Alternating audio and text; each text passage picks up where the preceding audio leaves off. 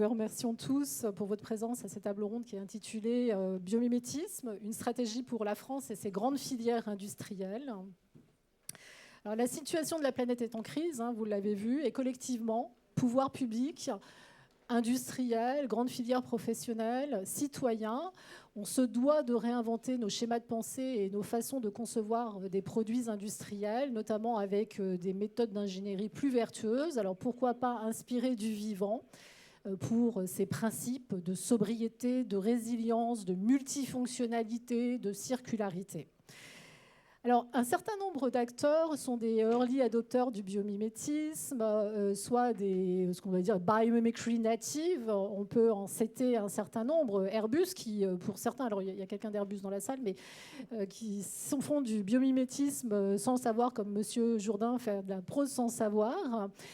D'autres ont entamé des projets transformationnels autour de biomimétisme, RTE, qui va intervenir sur la table ronde d'énergie tout à l'heure. On peut citer également L'Oréal, qui est peut-être dans la salle, qui a assez longtemps, depuis 5 ans, engagé un projet transformationnel et apprenant autour du biomimétisme et est en train de sortir un prototype designé, inspiré des poils de la langue de chat pour pouvoir répondre à un grand défi de demain qui est l'hygiène sans eau. Alors peut-être, et donc c'est un gant de toilette, et donc peut-être que ça nous concernera tous un jour, parce que demain, l'eau, ça sera peut-être le nerf de la guerre, ça sera au centre des guerres de demain et des conflits de demain. Alors, toutefois, malgré un phénomène de démocratisation croissant du biomimétisme, on assiste quand même aujourd'hui à, on va dire, un manque d'ambition en matière de feuille de route nationale, et ce, malgré un patrimoine très très solide, que ce soit au niveau du capital richesse naturelle de la France. On a notamment plus de 10% de la biodiversité mondiale grâce aux territoires ultramarins. On a le 2e espace maritime mondial. On a un capital très très dense au niveau intellectuel avec le Muséum d'histoire naturelle. On a notamment 200 équipes de recherche dans les labos qui travaillent au CNRS, au CEA, au Muséum d'histoire naturelle, etc. On a plus de 200 PME, vous en voyez certaines, qui font des technologies bio-inspirées. Et en plus, notamment sur une étude, 20 d'entre elles ont levé, notamment dans le domaine de la deep tech, plus de 500 millions d'euros de levée de fonds ces derniers temps. Donc, ce qui est phénoménal, c'est notamment New Corp Conseil qui a fait cette étude. Et donc, on se dit, Elwave aussi, pour ne pas la nommer, qui fait une technologie inspirée du sens électrique du poisson pour faire des systèmes de navigation et détection sous-marins, notamment pour détecter des mines, par exemple, a levé une subvention de 1,7 million d'euros de la Commission européenne la semaine dernière dans le cadre d'un plan Blue Economy, donc qui est en fait un projet d'innovation dans le domaine maritime. Pas plus tard que la semaine dernière, le président Macron, dans son plan de relance 2030, a annoncé et cité le biomimétisme comme levier d'innovation dans le secteur marin. Donc ça veut dire que ça bouge un petit peu. Mais le biomimétisme, ça reste un sujet qui est quand même difficile à appréhender parce que multidisciplinaire, parce que c'est protéiforme, c'est une pieuvre sémantique. On a affaire à un objet qui n'est pas facile à appréhender. C'est à la fois une approche philosophique, donc pour répondre à des enjeux de développement durable. D'autres y voient des méthodes et des moyens. D'autres y voient encore des technologies et des activités techniques en lien avec la biologie, inspirées du vivant. Et parfois, on a tendance un peu à y mettre tout et n'importe quoi, au risque d'y sombrer dans le green biomime washing. Et donc, ça peut être, en fait, porter préjudice et crédibilité à la matière. Alors, le biomimétisme, est-ce que c'est une métadiscipline qui répondrait, en fait, à une suprapolitique publique et la politique de transition écologique ? Est-ce que c'est un véritable axe stratégique pour la France de supériorité opérationnelle, comme l'a été, notamment pour ces filières industrielles, comme l'a été l'intelligence artificielle, qui, justement, après 2007, à la sortie du rapport Villani, a connu une croissance et une émergence et une fulgurance ? Est-ce que c'est simplement un phénomène de mode et en fait il ne faut pas y prêter plus d'attention que ça et pas plus de budget que ça? Alors pour débattre de tous ces sujets, j'ai le plaisir d'accueillir aujourd'hui 4 invités. Bonjour Madame la députée Huguette Tiengna. Vous êtes docteur et ingénieure en R&D, après avoir été directrice de recherche dans une société spécialisée PME justement et start-up de l'énergie qui s'appelle Wylot. Vous avez pris un mandat de députée du Lot. Vous êtes membre de l'Office parlementaire d'évaluation des choix scientifiques et techniques, l'OPEX, pour lequel vous menez une étude sur le biomimétisme, un rapport que vous allez faire paraître en novembre. Et vous êtes la rapporteuse pour le compte de la Commission des affaires économiques de l'Assemblée nationale de cette étude. Emmanuel Kiva, vous êtes normalien, docteur en biomathématiques avec une spécialisation en intelligence artificielle et dans le domaine des systèmes complexes. Et ça ne s'invente pas, du biomimétisme. Après 20 ans de carrière dans le secteur privé, notamment sur des systèmes d'armes, vous avez pris la tête en septembre 2018 de la fameuse agence d'innovation défense du ministère des Armées. Fabienne Ojard, vous êtes biologiste de formation et en plus spécialiste du vieillissement cérébral. Ça commence chez moi. Directrice de recherche de l'unité mixte de recherche CNRS, Muséum d'histoire naturelle. Et en plus, vous êtes chargée de mission à la MITI, qui est la mission pour les initiatives transverses et interdisciplinaires, qui a été créée en 2019 au sein du CNRS. David Colomb, pour finir, vous êtes polytechnicien serial maker, un profil hybride en fait, avec 1000 pattes, donc une patte ou un pied dans l'eau au travers de vos fonctions de délégué du comité stratégique de la filière eau, en qualité de directeur des relations institutionnelles et RSE de Veolia Eau. Et vous avez aussi un autre pied dans les eaux des mangroves et de l'agroforesterie, parce que vous êtes président d'une ONG qui s'appelle Up to Green, et vous êtes également réserviste défense dans les forces spéciales. Alors Huguette Tiengna, on va commencer avec vous, si vous le voulez bien. Vos missions dans le cadre de vos mandats parlementaires vous ont permis d'appréhender tous les enjeux en matière de transition écologique, que ce soit l'économie circulaire, la biodiversité, les technologies de pointe comme la FABAD, par exemple, et tous les enjeux liés à la vitalité territoriale. Pouvez-vous d'abord nous éclairer sur ce qu'est cet objet non identifié qui est l'OPEX et quel est son rôle, son impact? Est-ce qu'il y a eu des retours d'expérience probants, tout d'abord? Merci. Merci. Bonjour, mesdames et messieurs, et merci à Miseko et Sibios de nous inviter à participer à cette table ronde. Je suis ravie d'être avec vous et justement, je suis membre de l'OPEX. Et en fait, l'OPEX, c'est un office qui regroupe 18 parlementaires du côté de l'Assemblée et 18 du côté du Sénat. Et généralement, elle regroupe des députés qui ont des profils scientifiques. Et avec l'arrivée des députés et des sénateurs en 2017, on s'est retrouvé avec beaucoup de scientifiques, dont bien sûr Cédric Villani, qui est aujourd'hui le président de l'office OPEX. Et donc dans l'OPEX, on réalise de nombreuses études avec pour objectif d'éclairer le gouvernement, les parlementaires, les entreprises et ainsi de suite. Et en fait, on a un comité scientifique qui est composé de plusieurs chercheurs de beaucoup de domaines qui sont dans nos universités ou dans nos laboratoires.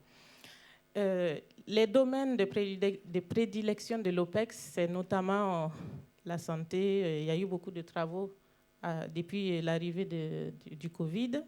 Il y a eu énormément de travaux sur le nucléaire, sur les énergies renouvelables.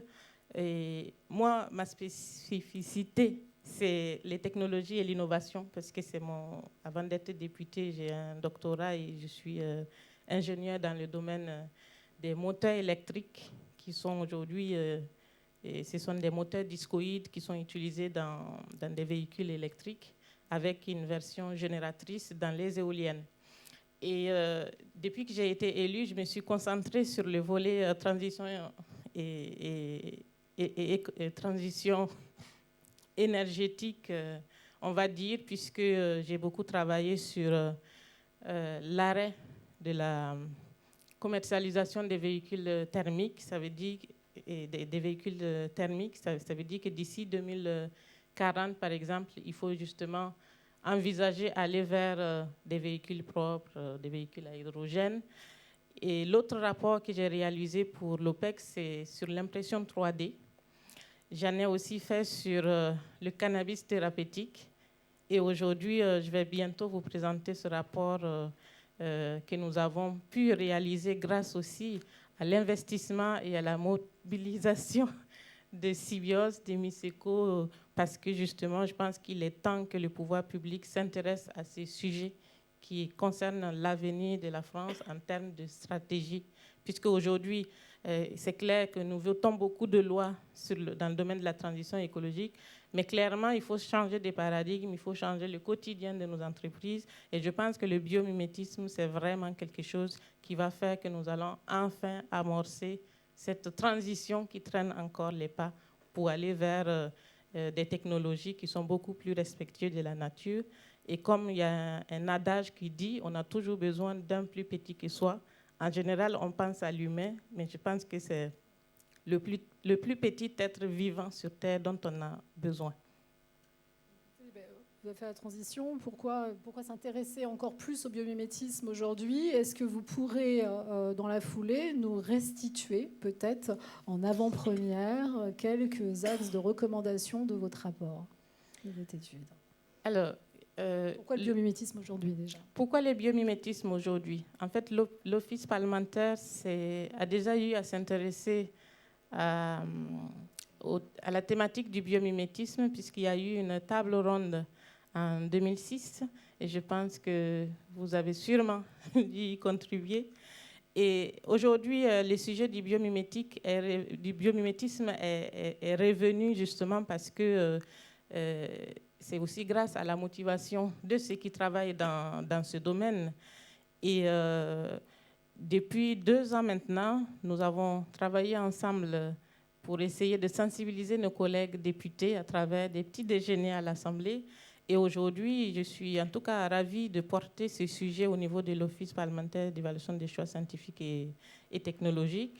Et donc, le rapport que je suis en train de réaliser, c'est la suite logique, en fait, des travaux de l'OPEX, dans la mesure où c'est un sujet qui concerne énormément la recherche, énormément le côté transdisciplinaire, et qui fait qu'il n'y a pas mieux que des parlementaires scientifiques qui puissent en tout cas avoir un éclairage essentiel à donner.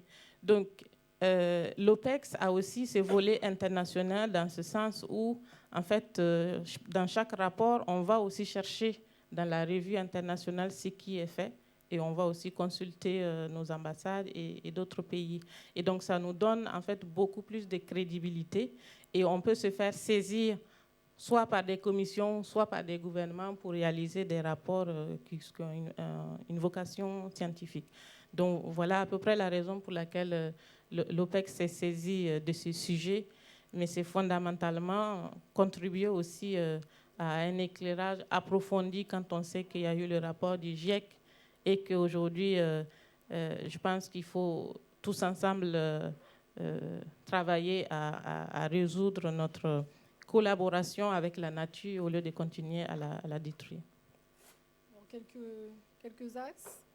Alors, quelques axes... quelques biscuits. Quelques axes du rapport. Bien sûr, ça fait maintenant quelques mois que nous avons auditionné de nombreux acteurs, dont quelques-uns qui sont autour de cette table. Donc, M. Shiva, vous-même et les Sybios. Aussi des parties prenantes comme les industriels, Airbus, L'Oréal, et le musée naturel, le musée national d'histoire naturelle, pour lequel j'ai eu vraiment un énorme plaisir à revisiter tout ce qui existe et qui, pour moi, fait partie, bien sûr, des axes ou des sources d'inspiration, en tout cas, que l'humanité ait pu préserver. Donc, cette étude a d'abord porté sur la définition du biomimétisme, puisque c'est aussi que si les pouvoirs publics veulent accompagner quelque chose, il faudrait qu'on arrive à circonscrire ce que c'est. Dans la table ronde de tout à l'heure, dans votre présentation, vous avez parlé de biomimwashing. Donc, si on arrive à bien définir le sujet, ça évite effectivement d'éviter des travers. Donc, les auditions ont permis d'avoir des retours dans plusieurs domaines, que ce soit la santé, dans le domaine de la pharmacie, dans le domaine du bâtiment, comme on l'a visité tout à l'heure, mais surtout comment justement on arrive à faire ensemble, à faire de sorte que l'innovation se retrouve dans le volet valorisation dans les entreprises, puisqu'il y a les chercheurs, bien sûr, qui travaillent sur ce sujet, mais comment demain on arrive à leur fournir une base de données, par exemple, pour pouvoir continuer à développer des technologies. Il y a l'autre axe, c'est aussi justement comment arriver à créer une filière, par exemple, de tout cet écosystème qui existe, puisque vous le savez, il a fallu batailler pour que dans les appels d'offres, par exemple, le simple monde du biomimétisme apparaisse. Donc, c'est pour vous dire à quel point c'est compliqué, bien sûr, au niveau des pouvoirs publics, de porter un sujet. Et donc, parmi l'impact du biomimétisme pour la protection de l'environnement, il faut savoir qu'au Parlement, on a voté la loi qui s'appelle Climat et résilience. Et pour moi, aujourd'hui, l'enjeu maintenant, c'est de réconcilier les entreprises avec l'écologie, en ce sens où, si, bien sûr, le biomimétisme, beaucoup le font sans le savoir. Mais le fait de le savoir, c'est une valeur ajoutée qui permettra aux entreprises d'aller vers des solutions qui sont beaucoup plus efficaces pour la nature, mais aussi pour l'innovation. Et pour la suite du rapport, bien sûr, il reste le volet agriculture qu'on n'a pas encore développé parce qu'on compte aller en Allemagne pour un complément. Mais bien sûr, on va auditionner l'INRAE aussi parce que vous savez, dans le domaine de l'agriculture, avec l'utilisation des pesticides, il est aussi temps de trouver des alternatives et les alternatives, on peut les trouver dans la nature. Pour ce qui est des recommandations,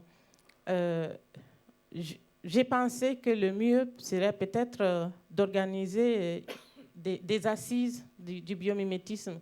Pourquoi? Parce que c'est des événements qui rassemblent pouvoir public et privé et ça permet de donner un élan à un sujet. On l'a vu bien sûr avec les assises de la mer je pense, qui ont été en tout cas brillamment menées et qui aujourd'hui vont aboutir en tout cas à des annonces, y compris même un volet sur le biomimétisme.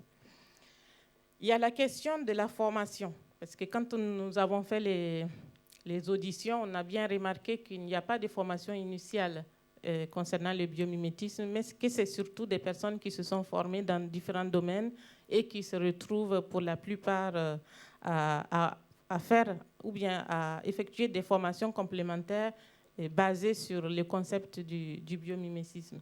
Bien sûr, nous avons nos chercheurs qui, avec tous ces bagages intellectuels, travaillent sur le sujet du biomimétisme, mais la formation au niveau de la jeunesse, on n'y est pas encore. Mais on a retrouvé une école de formation sur le biomimétisme, c'était une première. Donc sur ce volet-là aussi, on compte bien sûr faire en sorte que l'État ou le ministère de l'Éducation s'y intéresse. Et cette feuille de route dont je parlais, ces assises doivent impérativement inclure tous les ministères, notamment Transition écologique, Bercy, puisque c'est l'objet financier. J'espère qu'ils sont là. Il y a quelqu'un de la DGE. Voilà, le ministère de la mer aussi, puisque la mer est pleine de beaucoup d'inondations et d'innovations et de beaucoup d'innovations. Et justement, et de beaucoup de biodiversité. Et le défi aujourd'hui, avec tout ce plastique qui se trouve dans la mer aussi, c'est de ne pas tuer la biodiversité parce que nous en avons besoin. L'investissement dans l'innovation, la question clé, c'est devons-nous continuer à accompagner l'innovation telle qu'elle existe sous toutes ses formes ou faut-il spécifier un volet biomimétisme de l'innovation avec la possibilité de labelliser les entreprises qui vont dans ce sens? Donc, ça fait partie des pistes de proposition. Et pour finir sur les enjeux, étant donné que le président de la République a parlé justement de biomimétisme lors des assises de la mer et que les enjeux du biomimétisme sont liés à la mer, qui est aussi une propriété très étendue, que ce soit au niveau européen ou international. L'idée, c'est que ce sujet soit porté dans le cadre de la présidence européenne de la France, parce que ça va permettre en tout cas à des projets multinationaux, enfin, à des projets internationaux ou des chercheurs qui travaillent dans le domaine du biomimétisme et de la recherche de façon générale, de créer en tout cas un autre écosystème qui aille au-delà de la France. Donc voilà à peu près les premiers éléments de pistes qui sont dessinés. Et pour le reste, bien sûr, je serai ravie de répondre aux questions. Et une fois qu'on aura fini le rapport... Fin novembre, je me ferai bien sûr le plaisir de le présenter. Avec plaisir, Madame la députée. En tout cas, un grand merci. Alors justement, quand on parle d'institutions publiques qui ont été auditionnées, et d'institutions pivot du changement, on pense au ministère régalien, et notamment à un grand ministère régalien qui est celui du ministère des Armées, qui est le seul avec celui de l'Intérieur à disposer de forces capacitaires, puisque vous avez du matériel, vous avez des équipements pour assurer vos missions de défense et de protection.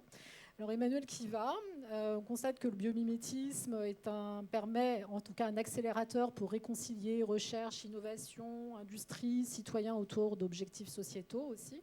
C'est un formidable métier à tisser de compétences dans une organisation. Je vous propose, si vous en êtes d'accord, déjà dans un premier temps, peut-être de nous exposer les grands défis du ministère, notamment ceux en lien avec la transition écologique et énergétique, parce que ça existe aussi au ministère des Armées.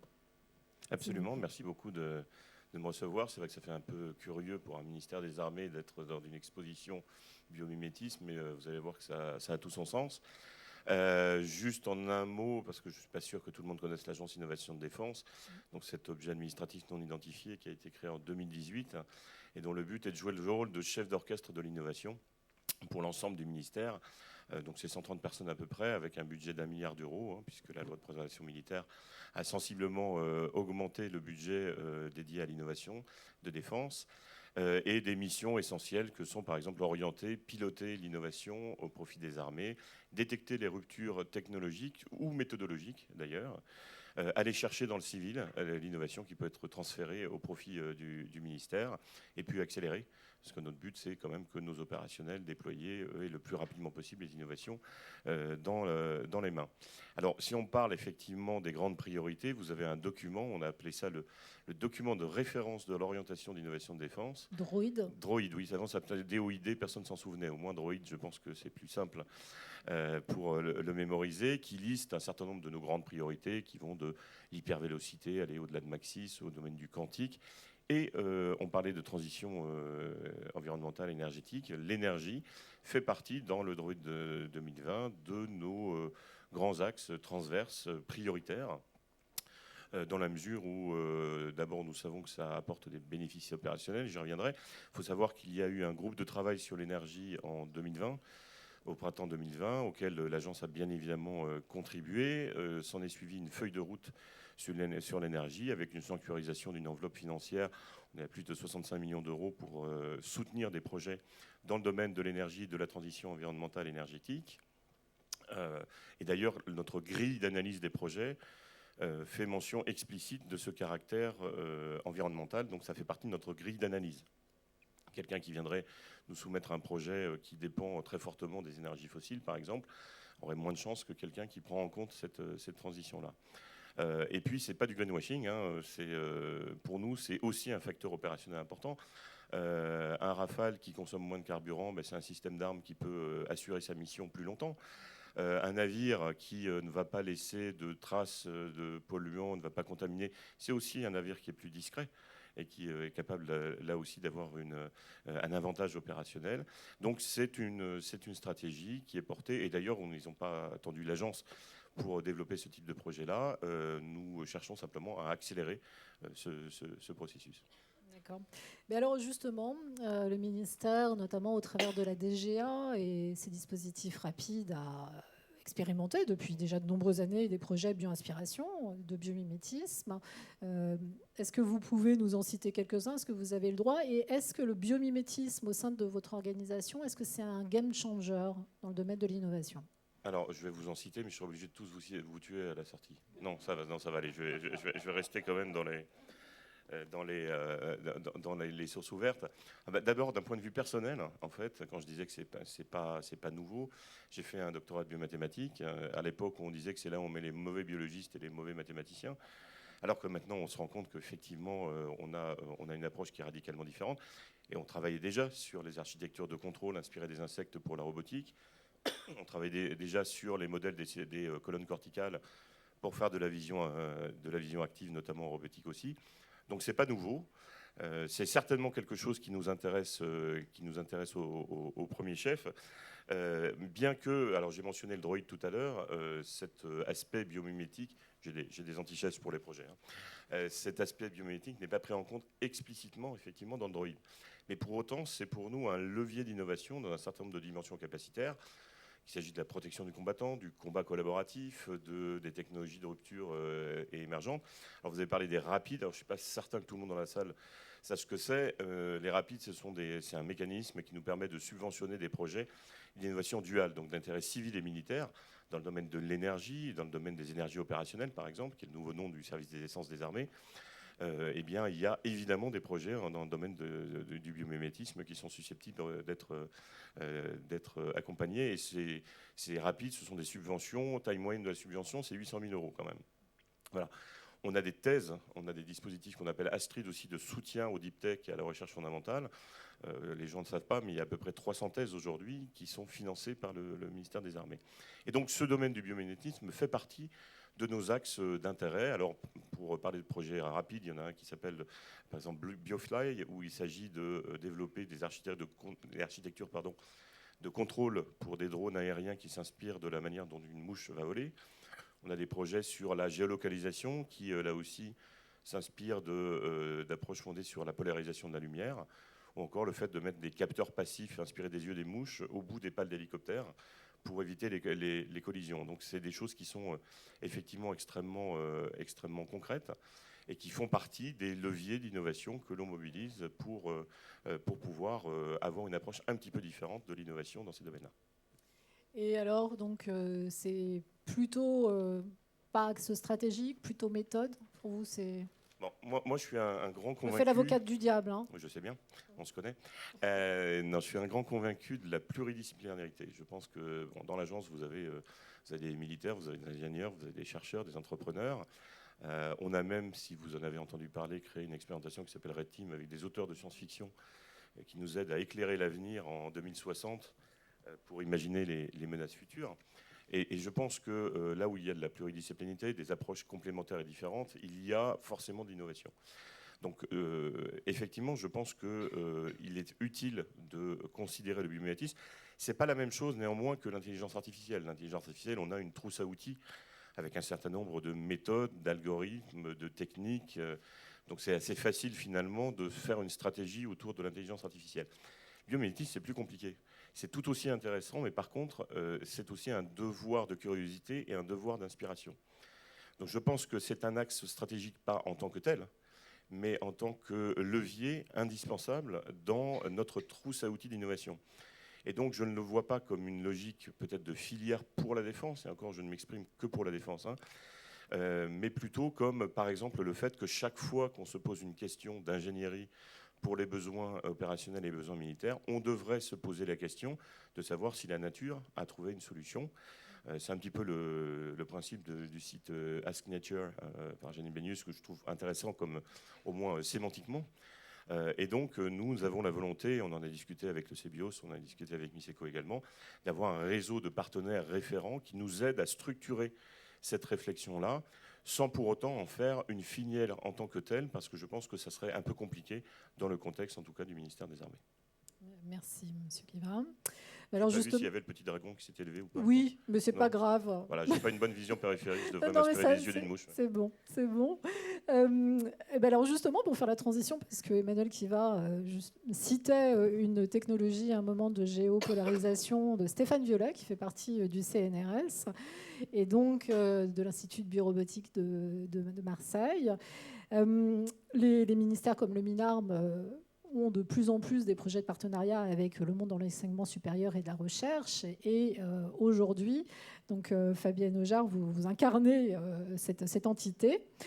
Est-ce que le biomimétisme, pour vous, c'est la boîte à outils transdisciplinaire qui permet de casser les silos dans une organisation comme le CNRS et qui permet de répondre justement plus facilement aux nouveaux enjeux sociétaux?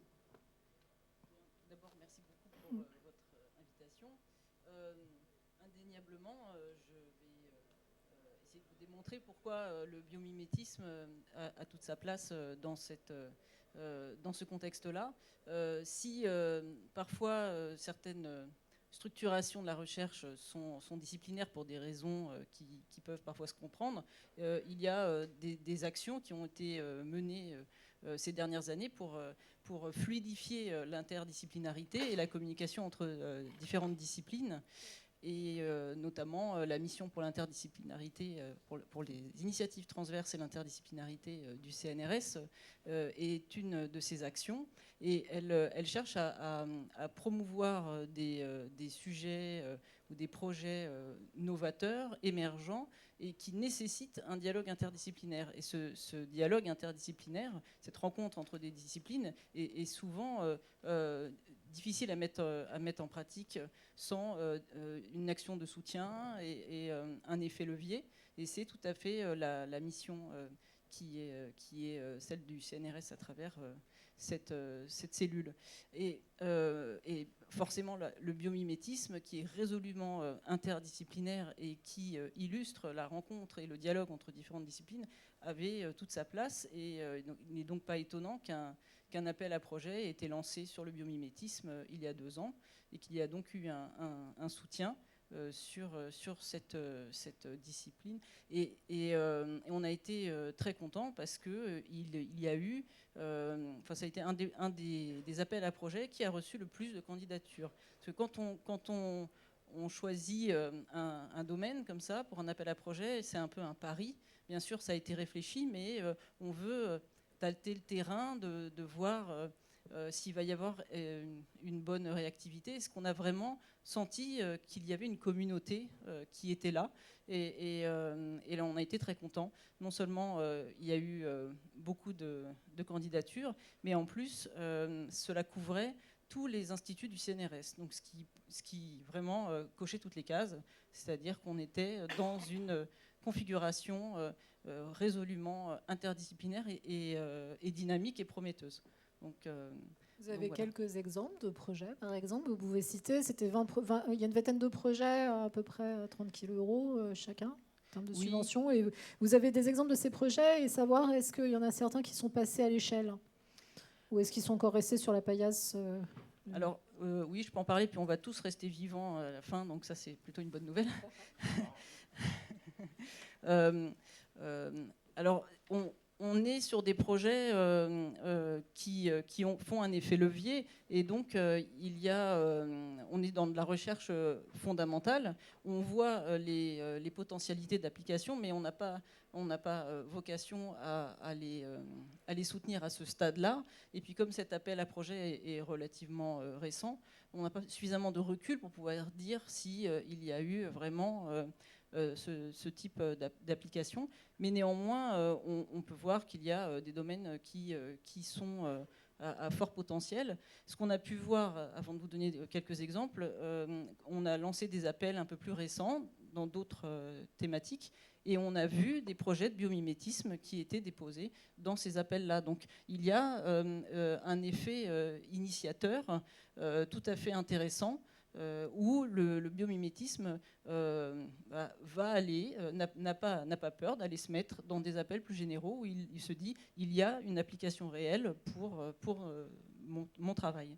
Alors on a parlé du poulpe. Cédric Villani avait nommé le poulpe et Bruno David a nommé les oursins. Alors, on a des projets en lien avec le milieu marin, comme la coloration de certains oursins notamment, qui peuvent donner des colorants naturels qui pourraient remplacer certains colorants synthétiques. Donc ça, c'est assez intéressant. On a des sujets sur la mise en... Enfin, l'amélioration de capteurs de l'environnement. Donc ça, ce sont des applications tout à fait intéressantes. On pourrait avoir dans l'avenir des capteurs plus autonomes, plus robustes, mais également plus biodégradables et avec une faible utilisation d'énergie. Donc on pourrait les laisser plus longtemps dans l'environnement, avoir généré beaucoup plus de retours de données et sans effet délétère sur l'environnement. Donc ça, c'est un exemple d'application tout à fait intéressant. D'accord. Vous ne l'avez pas cité, mais le CNRS, dans son contrat d'objectifs et de performance 2019-2023, a intégré le biomimétisme en noir sur blanc dans les axes stratégiques et a même annoncé un projet emblématique et d'ampleur en 2023. Donc, je ne sais pas lequel sera, mais peut-être qu'on saura. Peut-être que ça sera un projet dans le cadre du PEPR. Est-ce que vous pouvez nous parler justement de cette initiative du plan d'investissement d'avenir 4 avec ce programme d'équipement pluriannuel de recherche qui a été lancé? Est-ce que c'est une nouvelle forme de reconnaissance du biomimétisme au niveau de, on va dire, de la partie prenante scientifique? Alors clairement, de voir apparaître dans les thèmes prioritaires le biomimétisme, c'est une réelle opportunité, donc c'est une reconnaissance, et ça ouvre de réelles opportunités. Donc le CNRS répond présent, bien évidemment, à cette opportunité, tout comme de nombreux organismes en France. Et donc, toute cette dynamique a permis de créer un consortium et de fédérer qui est tout à fait prêt à répondre présent. Donc on en est très content. Et là, vous répondez bientôt? Vous êtes en train de travailler dessus? On est dessus. Voilà. D'accord. Donc on n'a pas le droit d'avoir quelques infos, c'est confidentiel pour l'instant. Mais en tout cas, c'est bon. Alors justement, pour faire le lien, parce que le CNRS donc, est en train de travailler avec, justement sur des grands enjeux de transition écologique et notamment des enjeux de filière, dont la filière eau. On sait que le sujet de l'eau, hein, c'est un petit peu au cœur des enjeux de demain, hein, que ça soit pour l'ensemble des secteurs d'activité, parce qu'en fait, c'est une filière qui irrigue l'ensemble des autres filières, que ce soit le textile, l'agriculture, les industriels, etc. Alors, David Colomb, justement, est-ce que vous pouvez nous exposer les principaux défis pour le secteur de l'eau face au changement climatique dans un premier temps? Vous m'entendez là? Oui, oui. Merci beaucoup Christelle, merci pour votre invitation. Voilà. Les résumer en quelques secondes, ça sera difficile. Sans faire de catastrophisme, vous voyez ce qui se passe au niveau planétaire. La planète, c'est une grande cocotte minute, d'accord. Les quantités d'eau, elles sont stables. Hein. C'est à peu près le seul élément chimique qui est peu dégradé et qui reste stable sur la planète. Elle ne fait que nous traverser. En revanche, quand on monte d'1 degré le réchauffement climatique, c'est plus 7% d'évapotranspiration. Donc ça veut dire que c'est plus 7% de pluie, de sécheresse et de mouvement d'eau sur la planète. On parlait de domaine militaire au Sahel. Ce qui a tué le plus de population, étonnamment, dans les zones sèches, hein, au Nigeria et autres, c'est les inondations. Hein, c'est pas la sécheresse. Donc quand il y a beaucoup d'eau, il y en a vraiment trop. Et voilà. Donc ça, au niveau planétaire, on voit bien qu'on se dirige vers un changement de paradigme au niveau de l'eau qui est complètement dingue. Et si on vient plus rapidement sur la filière, ce qu'on peut vivre en France, j'allais dire, les 3 grands enjeux auxquels on fait face sont les suivants. On a un grand enjeu sur la résilience de nos sociétés. On l'a vu avec le Covid, notamment lié à la pérennité des infrastructures du domaine de l'eau, qui ont été souvent construites après la Seconde Guerre mondiale, à l'époque où il y en avait beaucoup, les gens vivaient dans les campagnes, etc. Et aujourd'hui, on a du mal, on l'oublie, l'eau coule au robinet. Je discutais avec un ami député que je citais tout à l'heure, qui me disait, mais il est où le problème? De toute façon, quand on ouvre notre robinet, l'eau, elle coule toujours. Il me disait, ce serait quoi le scénario du pire qui puisse arriver dans l'eau en termes de résilience pour l'eau en France? Je disais, été 2022, un dôme de chaleur sur la France qu'on n'a pas eu cette année, mais qu'on a eu au Maroc.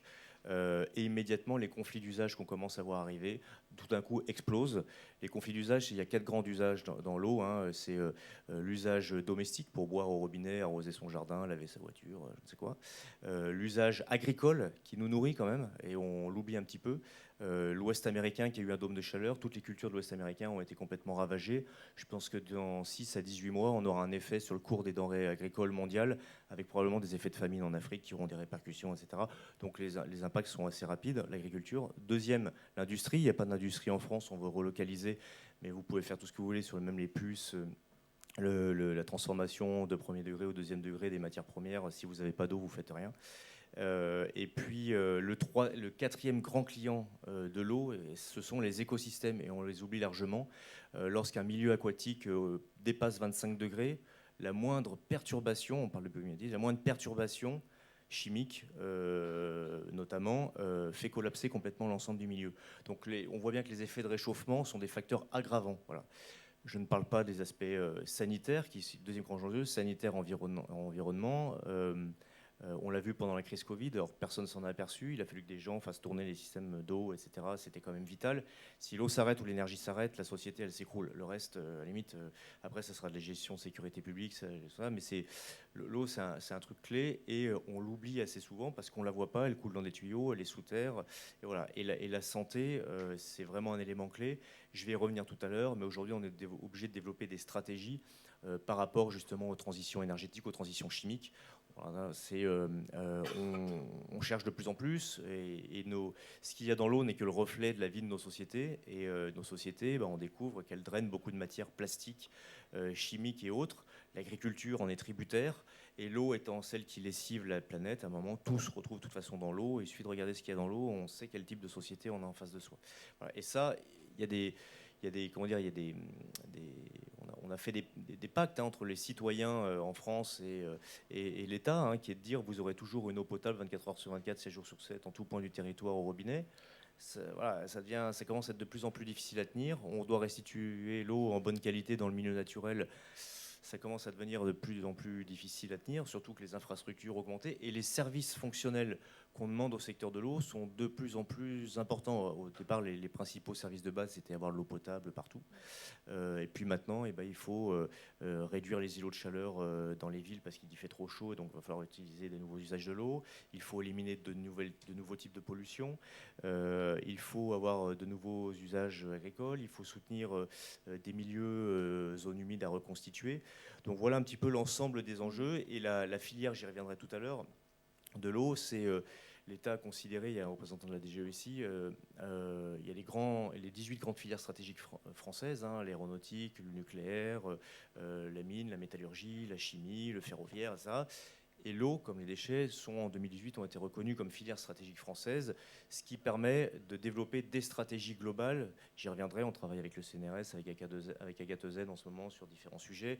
L'eau a été admissible pour avoir un PERP aussi. Voilà. Donc il y a une prise en compte, il y a une voilà. Et alors justement, en quoi le biomimétisme peut répondre et contribuer à relever un certain nombre de ces défis ? Ouais, en écoutant et tout ce qu'on a vu ce matin, je dis, en fait, on prend un peu de recul. Dans le biomimétisme, il y a deux choses en fait. Il y a soit s'inspirer de ce que fait la nature en la mimant un petit peu et en utilisant ce qu'elle fait, en la mimant avec humilité, mais voilà, pour en tirer des nouvelles fonctionnalités. Ou bien tout simplement utiliser la nature avec respect, mais dans les fonctionnalités que la nature nous offre et qu'on a parfois oublié d'utiliser. Je prends des exemples fonctionnels. Et le biomimétisme nous poussera à ne pas raisonner sur les objets, ce qui est valable aussi dans les armées et autres, mais raisonner sur les fonctions. Je prends la fonction mieux stocker l'eau pour mieux la restituer l'été par rapport à l'hiver. Truc de base, l'humain occidental va dire je construis des ouvrages, je fais des grandes bassines qu'on travaille ce soir avec notre ami Jean Launay sur le Varenne agricole de l'eau, où les agriculteurs français disent aujourd'hui mais comment on va faire pour maintenir ce type d'agriculture alors qu'il y a des endroits où il n'y a plus d'eau, ça marche plus le maïs à certains endroits. Donc le réflexe de base, on fait des grands bassins en béton. La nature offre des fonctionnalités qui sont 100 fois plus efficientes avec des systèmes de restitution parfaits. Vous gardez une prairie en herbe, elle a une capacité de stockage de l'eau dans son système racinaire qui est complètement dingue. Et puis en plus, elle va la restituer au bon moment. Voilà. Ça, c'est sur la fonction stocker. Sur la fonction enlever les polluants de l'eau et les épurer, bien sûr. Et je travaille dans une société dont le cœur de métier a été de bâtir, et toujours de bâtir des systèmes pour éliminer les pollutions les plus complexes, les plus difficiles. C'est un peu la barrière ultime qu'on met en place. Mais avant de renforcer la barrière ultime, ayons une logique écosystémique et mettons les barrières intermédiaires. Et on s'aperçoit que, là encore, lorsqu'on met en place avec les agriculteurs des systèmes de haies, des systèmes de ruissellement qui conduisent ensuite à des zones humides, et où on est en train, j'en parlais avec des journalistes tout à l'heure, où on redécouvre que quand une eau, elle est, comment dire, elle circule doucement dans des écosystèmes végétaux, et le soleil vient frapper dessus et dégrade les matières polluantes, etc., on redécouvre juste des fonctionnalités qui ont très bien fonctionné. Et donc c'est cette alliance et cette osmose entre des fonctionnalités dures de nos sciences dures et des fonctionnalités offertes par la nature qu'on a des axes. Qu'est-ce que je m'étais mis? J'avais stocké l'eau, j'avais mis d'autres trucs, éliminer les pollutions. Oui, les villes, un gros sujet c'est les villes, le ruissellement dans les villes. Enfin, nos villes, vous allez du côté de Montpellier au moment des inondations ou l'été, on a réussi à faire quand même des villes complètement imperméables à certains endroits, et on s'aperçoit que ça conduit à des grandes catastrophes avec le dérèglement climatique et le trop d'eau ou pas assez d'eau qu'on a cité au début. Bon, il faut réinventer des systèmes écosystémiques où on a des espaces, certes, où on va avoir un peu de couverture bétonnée, mais d'autres où on va avoir justement du végétal pour avoir une alimentation en eau. Il existe aujourd'hui, grâce aux technologies qui miment avec les systèmes alvéolaires, des systèmes de parking aujourd'hui qui sont des absorbants d'eau, qui créent ensuite des microclimats et de l'humidité dans les villes. Voilà, ni plus ni moins, on réutilise que les fonctionnalités de la nature. Donc voilà un petit peu au niveau opérationnel comment on peut voir les choses. Et très très rapidement, est-ce que aussi au sein des organisations, le biomimétisme, ça permet de favoriser en tout cas l'innovation, le process d'innovation dans les grands groupes et les filières, même pour favoriser le fonctionnement des filières entre elles, notamment aux frontières des filières, parce que c'est souvent un seul processus. Je pense, en fait, en y réfléchissant à force, parce que grâce à Miseco, grâce au CBIOS, on s'est mis à réfléchir aussi de cette façon-là, biomimétisme. Et on s'est dit que la meilleure façon, probablement, dans nos secteurs industriels même, de penser le biomimétisme, c'est d'être nous-mêmes biomimétiques dans nos organisations. C'est-à-dire, enfin on le sait, dans ces filières industrielles françaises, on a souvent c'est le cas de la filière de l'eau, où c'est des filières très horizontales, où on a des constructeurs d'ouvrages, de réseaux, d'usines, on a des entreprises de conseil, on a ensuite des entreprises publiques ou privées d'ailleurs, qui font tourner ces ouvrages. Ensuite, on a des écosystèmes de TPE et de PME qui apportent des briques technologiques et qui viennent s'insérer dans ces macrosystèmes. Et le penser filière, c'est penser écosystème, et c'est dire qu'on est tous interdépendants. C'est valable dans tous les domaines industriels, y compris dans le domaine des armées, mais arriver à créer le juste équilibre entre les leaders mastodontes qui sont souvent très résilients, très lourds, mais très lents, avec justement des structures plus agiles, plus rapides, qui sont capables d'apporter des briques technologiques à ces écosystèmes un peu plus lourds. C'est déjà le penser de façon biomimétique. Et c'est un peu comme ça qu'on a construit, et je salue au passage Patrick Fesque, qui est le directeur des projets de la filière française de l'eau, notre confédération qu'on a créée du secteur. L'idée, c'est justement de créer des grands projets qui sont en phase avec les grands enjeux. Infrastructures résilientes, enlever les pollutions, microplastiques, micropolluants, générer du gaz vert dans les territoires, etc. En créant cette alliance technologique et de savoir dans ces écosystèmes. Et une autre brique aussi, c'est le biomimétisme dans une filière industrielle. Pour moi, il apporte autre chose, c'est arriver à concilier le monde de la science et de la pensée et de la réflexion profonde avec celui de la mise en œuvre opérationnelle. Et là, on travaille avec le CNRS en ce moment, et puis avec le Carnot Environnement de l'INRAE. On a ça en projet pour cette année. C'est que dans la prolongation de nos contrats stratégiques de filière, de créer un CORIO, un comité recherche-innovation dédié à l'eau. Il y a 2900 chercheurs au CNRS qui travaillent dans le domaine de l'eau, appuyés sur le PERP notamment, PEPR, pardon, et les fonds du PER. Et voilà, excusez-moi. PEPR, pour avoir une alliance entre les domaines de recherche stratégique liés à l'eau et les domaines d'application opérationnelle et industrielle portés par les TPE et PME. Ça, c'est éminemment biomimétique dans l'approche. Voilà. Et merci. J'ai une dernière question. Celui qui a envie de répondre, ou les 2-3 qui veulent répondre. Est-ce qu'au final, il faut favoriser l'émergence du biomimétisme, et par quels moyens? Quels sont les moyens qu'il faut peut-être mettre en œuvre? Est-ce que c'est financier? Est-ce que c'est de la formation, etc. C'est le premier qui souhaite répondre. La formation, très certainement. Bah oui. Formation, La formation, très ouais. certainement, parce que c'est une nouvelle génération qui s'annonce, Oui. qui sont nos utilisateurs à la fin, et qui est sensibilisée aussi. Donc je pense que le devoir de curiosité et de formation est essentiel. Madame Adupété.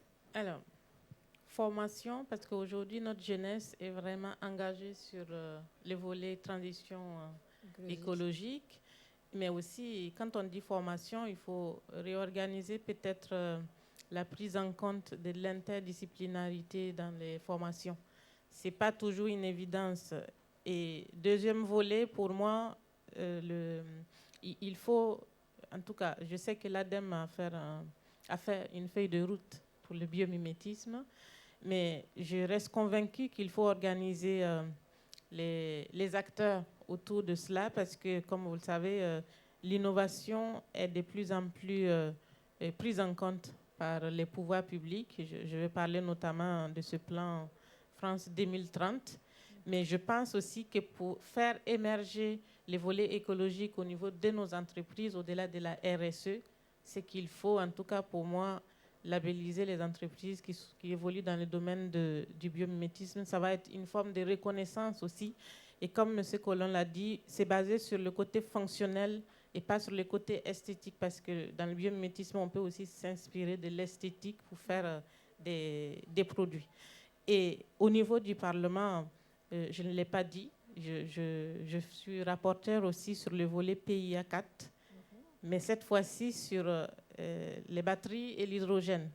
Mais bien sûr, je reste avec un œil, un regard sur le biomimétisme, et j'espère aussi que dans les appels à projets qui vont venir pour France 2030, les acteurs, notamment CNRS et les entreprises, seront au rendez-vous pour faire sortir beaucoup de projets qui dans ce domaine-là. Voilà. Assurément. L'argent. Oui, alors je suis tout. Non, j'ai dit assurément. Ah oui, bon, l'argent, d'accord. oui. Mais oui, aussi, Non. peut-être de l'argent. Non, je suis tout à fait d'accord avec ce qu'il a dit, mais je pense qu'il faut aussi favoriser l'accès de la connaissance aux utilisateurs. Comme l'a dit Madame la députée, favoriser des bases de données. Ça, c'est très important, que l'on puisse faire émerger des structures qui permettent de donner l'accès à la connaissance. Et enfin, bien évidemment, toujours mettre en avant sur le devant de la scène le vivant, la préciosité qu'est le vivant, la préservation de la biodiversité, sans quoi le biomimétisme n'aurait pas lieu d'être. Oui, on ne prenait que ce qu'on connaît. Et puis, en fait, je vous invite aussi à aller sur le stand CBIOS pour avoir une description du programme Biomig, justement, sur l'outil d'intelligence qui permet justement d'accéder au vivant pour l'ingénieur lambda dans une entreprise, qui est un peu le Google du vivant. Est-ce qu'on a juste le temps de prendre une ou deux questions? Non. Ah bon. Une ou deux pas bon. On est short, désolé. Merci en tout cas à vous tous. On répondra dehors. Voilà, vous répondrez dehors. Voilà. Merci. Vous pouvez rester aussi.